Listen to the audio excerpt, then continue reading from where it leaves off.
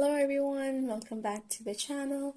Today's tutorial is on how to fix the network error that you get on your Capcut while using it on PC.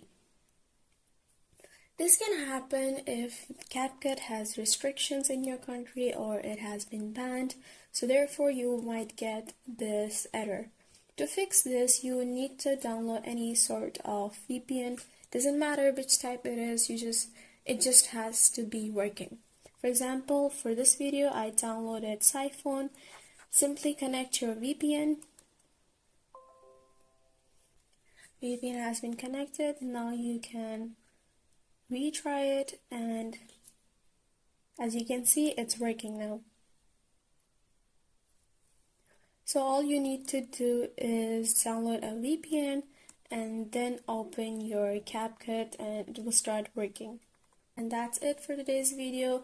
If it was helpful, make sure you like the video, subscribe to the channel, and ring the bell icon if you haven't done it already. And if you've got any questions, you can leave them in the comments below.